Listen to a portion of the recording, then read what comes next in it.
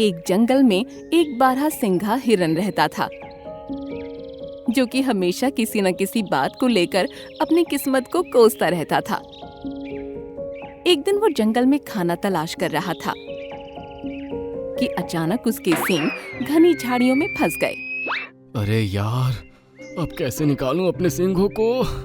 मेरा तो सर भी चकरा रहा है।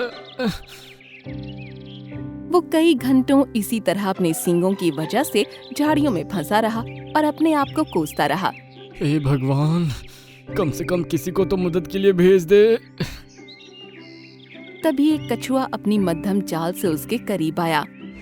अरे हिरन भाई, तुम तो बहुत बुरी तरह से झाड़ियों में फंसे हो। मेरी फूटी किस्मत, जो मदद को भी एक कछुआ आया है जो कुछ नहीं कर सकता। ये बात सुनकर कछुए ने आसमान की तरफ देखा। अचानक से बहुत तेज हवा चलने लगी और झाड़ियों के हिलने से बारहसिंगा के सींग छूट गए। अच्छा हुआ मैं सही सलामत खुद को छुड़ाने में कामयाब हुआ, वरना मुझे तो लगा था कि अब इसी तरह कई दिनों तक फंसा रहूंगा और एक दिन यही दम तोड़ दूंगा। चलो, अब तुम भगवान का शुक्र अदा करो और अपने घर चले जाओ। क्या कहा तुमने? भगवान का शुक्र अदा करूं? हाँ, जिसने मुझे इतने भारी और टेढ़े मेढ़े सींग दिए, जिनकी वजह से मैं बार बार मुसीबत में फंसता रहता हूँ। अपने ही जैसे किसी और बारहसिंगा से लड़ना चाहूँ तब भी इसी तरह ये सींग उनके सींगों से उलझ जाते हैं। मुझे तो उस भगवान पर बहुत गुस्सा आता है जिसने मुझे ऐसा बनाया। अच्छा, तो तुम बताओ, तुम्हारे हिसाब से तुमको क्या होना चाहिए था? एक खूबसूरत चिड़िया, हल्का सा वजन ओढ़ने के लिए पंख, और खाना भी आसानी से मिल जाता है। और चिड़िया के पंख ऐसे कभी झाड़ियों में फंसते भी नहीं हैं। ठीक है, तुम्हारी ये ख्वाहिश जल्दी ही पूरी होगी। ऐसा कहकर वो कछुआ धीमी चाल चलते हुए वहाँ से निकल गया। जाते जाते अच्छा मजाक करके गया है। चलो, मैं भी अब अपनी गुफा में जाकर सो जाता हूँ, सर बहुत दर्द कर रहा है। ऐसा कहकर वो अपनी गुफा में चला गया। तभी अचानक से उसने देखा कि गुफा में पूरी तरह अंधेरा हो गया है। उसे बाहर जाने का रास्ता भी नहीं दिखाई दिया। अरे, ये अंधेरा कैसे हो गया? कोई बचाओ! धीरे धीरे उसका दम घुटने लगा और वो बेहोश हो गया। काफी देर बाद जब उसकी आंख खुली तो उसने देखा कि अब सवेरा हो चुका है और वो एक पेड़ की डाल पर बैठा था। अरे यार, मैं इतने ऊंचे पेड़ पर कैसे पहुंच गया? ये कहकर उसने गौर किया कि उसमें बहुत से बदलाव आ चुके हैं। ये क्या, मेरी आवाज इतनी मीठी और ये पंख, अरे वाह, इसका मतलब मैं चिड़िया बन गया। ये कहकर वो पेड़ की डाली से उतरा और फिजा में उड़ने लगा। अरे वाह, ताजी हवा, हल्का वजन, कितना अच्छा लग रहा है। वो इसी तरह काफी देर तक उड़ता रहा। फिर उसको प्यास लगने लगी। अरे यार, इतनी जल्दी तो प्यास कभी नहीं लगती मुझे। उसने तालाब पर जाकर पानी पिया और आगे बढ़ा। कुछ देर उड़ने के बाद उसको फिर से प्यास और भूख लगने लगी। अब तो प्यास के साथ भूख भी लग रही है। मेरी चोंच बहुत छोटी है, शायद इसलिए बार बार प्यास लग रही है। लेकिन फिर भी मुझे उड़ना ही पड़ेगा। चलकर खाना और पानी तो नहीं ढूंढ सकती। ऐसा कहकर वो हवा में काफी ऊपर उड़ने लगी। तभी उसको अपने पीछे किसी बाज के चीखने की आवाज आई। Cheap cheap cheap. उसने पीछे मुड़कर देखा। अरे, ये बाज तो मेरी ही तरफ आ रहा है। कितनी प्यारी चिड़िया है, तू तो मेरा ही निवाला बनेगी।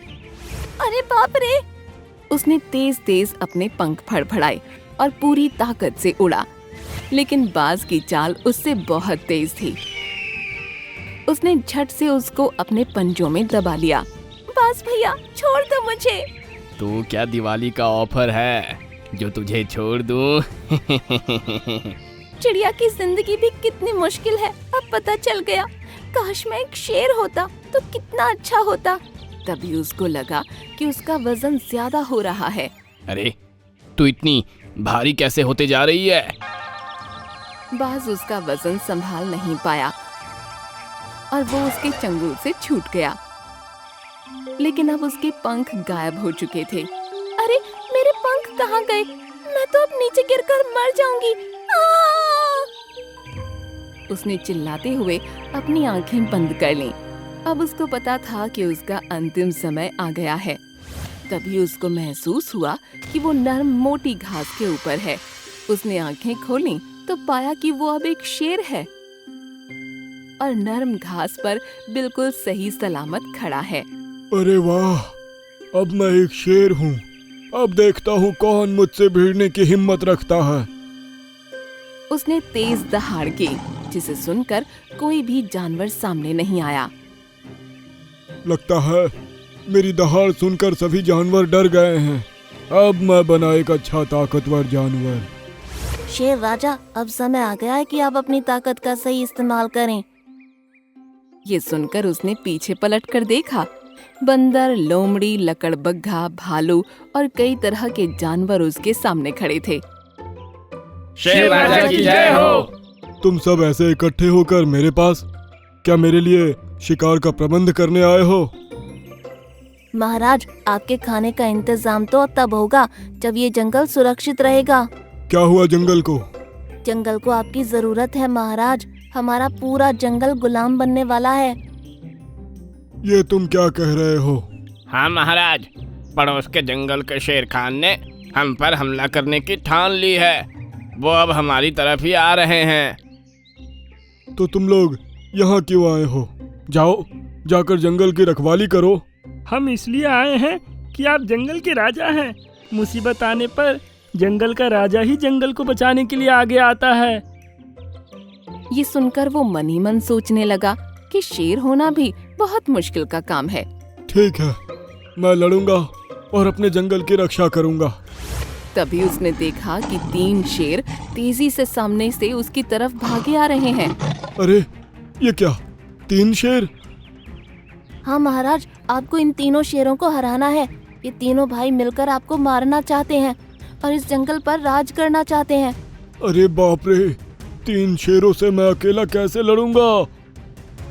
जंगल के सभी जानवर एक तरफ हो गए और शेर ने चीखते हुए अपनी आंखें बंद कर लीं। काश मैं वापस बारहसिंघा ही बन जाता तो अच्छा होता।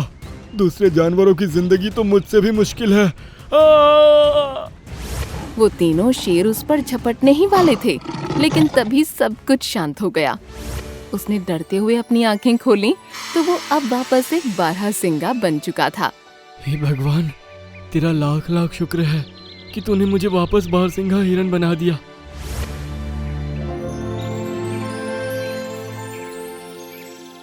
और तुम जो अपने सिंघों के बारे में कह रहे थे, उसका क्या?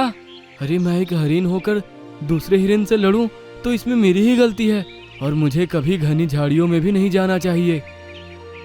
आज से मैं यही नियम रखूंगा और अपनी जिंदगी अच्छे से जीऊंगा। ये हुई ना बात। ये कहकर वो कछुआ गायब हो गया। बारहसिंगा भी समझ गया कि उस कछुए को भगवान ने ही भेजा होगा उसको सबक सिखाने के लिए। वो खुश हुआ और मस्ती में आकर तेज तेज दौड़ने लगा।